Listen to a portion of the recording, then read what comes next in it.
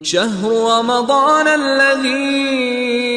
أنزل فيه القرآن هدى للناس وبينات من الهدى والفرقان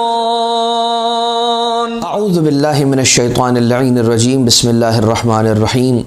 الحمد للہ وکفا والسلام علی عبادہ الذین اصطفیٰ محمد وعطرتہ الطاہرہ واللعنۃ الدائمۃ علی اہلہا اللہم لعن قتلۃ امیر المؤمنین۔ اذان محترم، مسلسل گفتگو آپ کی خدمت میں ماہ رمضان المبارک کے روزانہ کی دعاؤں کے مختصر تشریح کے ذریعے سے پیش کی جا رہی ہیں، کچھ نہ کچھ عرائض آپ کی خدمت میں۔ اور آج جو کہ 19ویں ماہ رمضان کا دن ہے، اس دن کی جو دعا ہمیں تعلیم دی گئی وہ یوں ہیں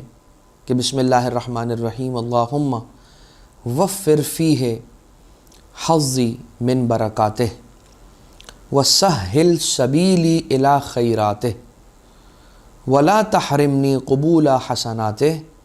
یا ہادیا الی الحق المبین۔ اے پروردگار،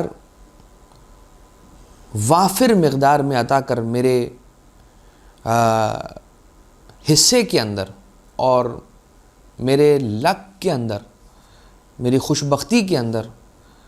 اس کی برکات کو، اس مہینے کی برکات کو زیادہ سے زیادہ عنایت فرما۔ وَسَهِّلْ سَبِيلِ إِلَى خَيْرَاتِهِ، اور یعنی پروردگار اس دن برکت کو کثرت کے ساتھ میرا نصیب قرار دے، اور اس دن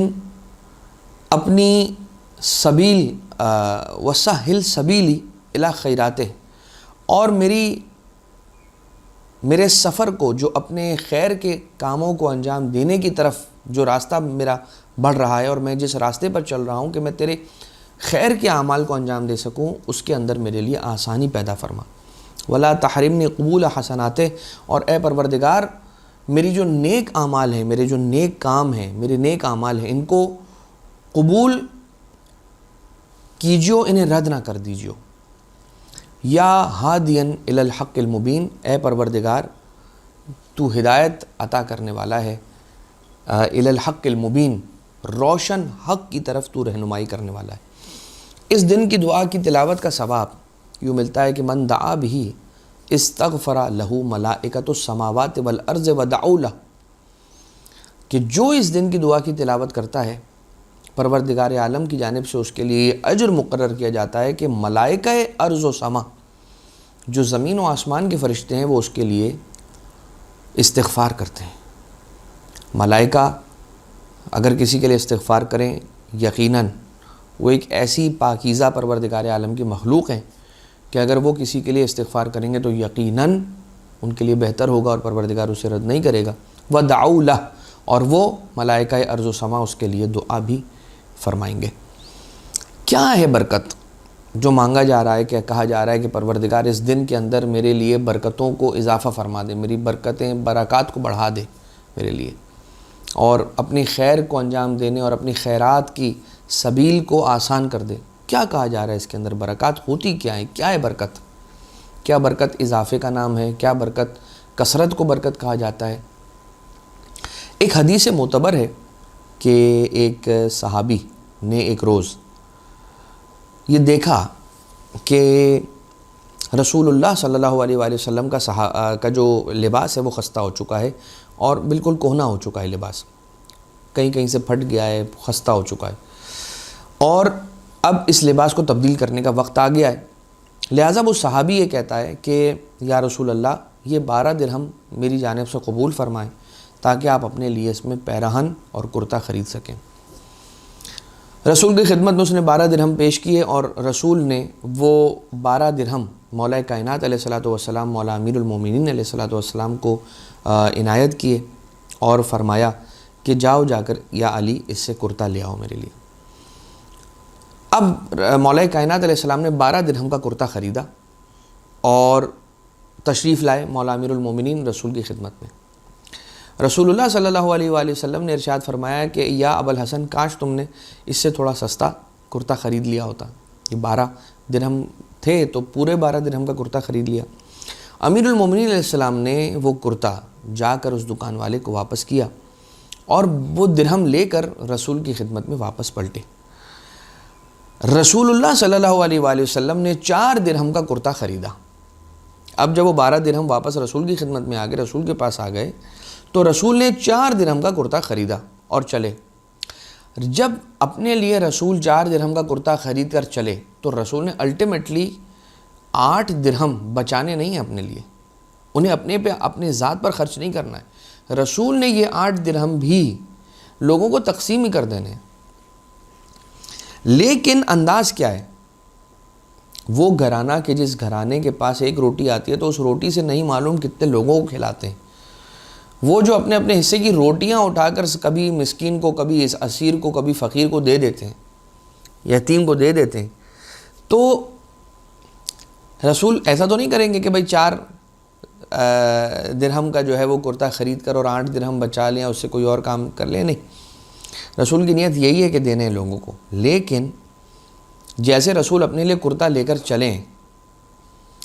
تو ایک فقیر ہے کہ جس کے تن پر کرتا نہیں تھا اور وہ سوال کر رہا تھا،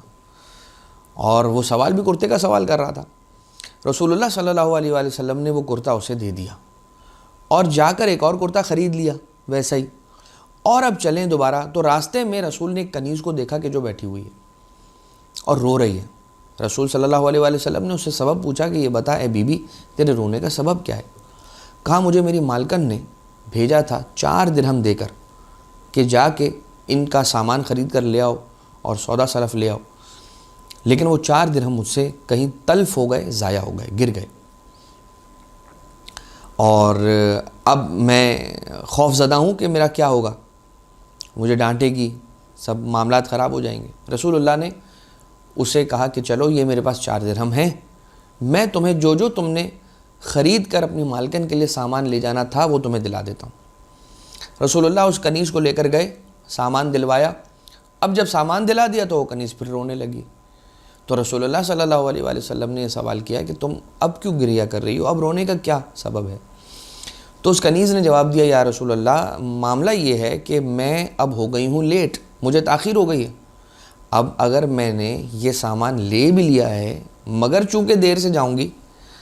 تو وہ مالکن مجھے اس بات پر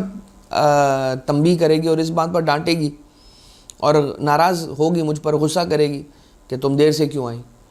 رسول اللہ نے کہا کوئی مسئلہ نہیں، میں تمہارے ساتھ چلتا ہوں، تمہاری سفارش کرتا ہوں۔ رسول اللہ صلی اللہ علیہ وآلہ وسلم اس کنیز کے ساتھ گئے اور اس کی جو مالکن تھی اس سے سفارش کی اور کہا کہ دیکھیے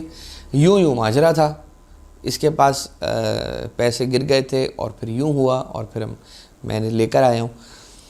تو میں سفارش کرتا ہوں کہ آپ اسے چھوڑ دیں، اس کو غصہ نہیں کیجیے گا، ناراض نہ ہوئیے گا۔ اب اس کنیز کے ساتھ رسول کو آتے ہوئے دیکھا تو مالکن ایک مرتبہ کہتی ہے کہ رسول میرے بیت الشرف پر تشریف لائے، اتنی بڑی سعادت۔ وہ کہتی ہے یا رسول اللہ آپ کے قدم مبارک کے یہاں پر آنے کی برکت، اور مجھے اتنی خوشی ہوئی ہے آپ کے تشریف لانے سے کہ میں اسے آپ کی غلامی میں دیتی ہوں، آپ کی کنیزی میں دیتی ہوں، اور یہ آج سے آپ کی کنیز ہوئی، میں اپنی کنیزی سے اسے نکال کر آپ کی کنیزی میں دیتی ہوں۔ رسول اللہ نے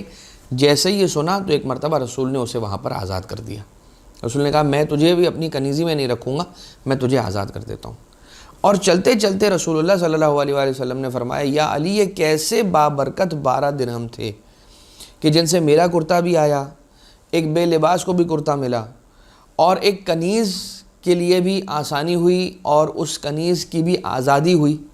ان 12 درہموں کی وجہ سے۔ تو یہ برکت ہے۔ برکت سے مراد، یہ بات یاد رکھیے گا، ضروری نہیں ہے کہ برکت سے مراد کثرت ہو، بلکہ برکت کہتے ہیں کسی بھی چیز کی فیس ویلیو سے زیادہ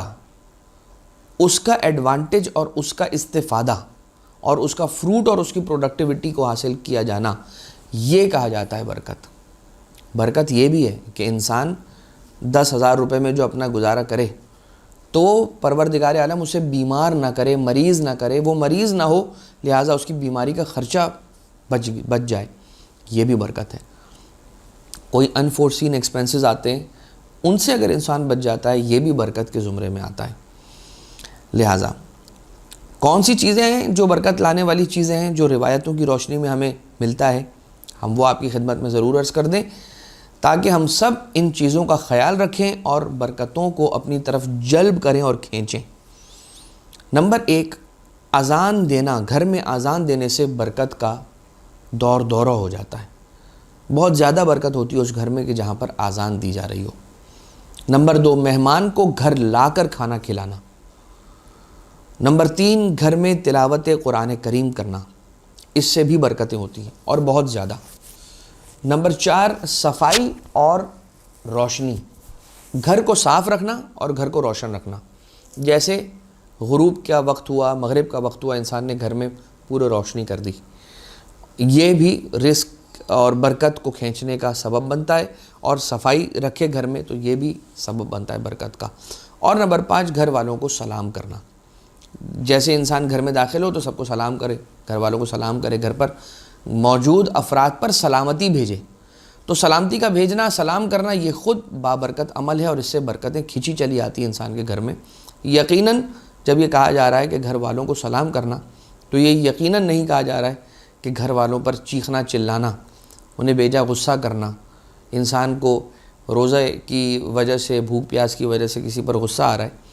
تو یہ انسان کو اس بات کا خیال رکھنا چاہیے کہ گھر میں زیادہ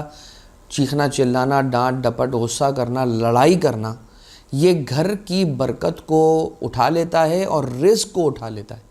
کچھ چیزیں ہیں کہ جو رزق لے کر آتی ہیں، کچھ چیزیں جو رزق کو دور کرتی ہیں۔ لہٰذا انسان کو یہ چاہیے کہ گھر میں اپنا ٹیمپر زیادہ لوز نہ کرے، اپنا ٹیمپریچر نارمل رکھے، اور جتنا انسان یہ سوچے گا کہ میں روزہ رکھ کر اللہ پہ کوئی احسان نہیں کر رہا، مجھے کیوں غصہ آ رہا ہے، کس بات پر غصہ آ رہا ہے، یہی وہ بھوک پیاس ہے جو میں عام دنوں میں بھی جس بھوک پیاس سے گزرتا ہوں، آفس میں رہتا ہوں، کہیں پر کام پہ ہوتا ہوں، ہر وقت تو میں پانی کی بوتل ساتھ لے کر نہیں گھومتا کہ پانی پیتا ہوتا ہوں، ہر وقت تو میں کھانے کی پلیٹ میرے سامنے نہیں ہوتی، ہر وقت تو ہر 1-2 گھنٹے پر تو میں کھانا نہیں کھاتا۔ ظاہر سی بات ہے جب گھر سے ناشتہ کر کے نکلتا ہوں تو واپس گھر پہ آ کر کھانا کھاتا ہوں رات میں، اور دوپہر میں تھوڑا سا سنیکس کا ایک دورہ ہوتا ہے، ایک انسان کھا لیتا ہے۔ تو وہ ایک سنیکس کا جو ٹائم ہے، انسان 3 میل تھوڑی چھوڑ رہا ہے، انسان بس 1 میل چھوڑ رہا ہے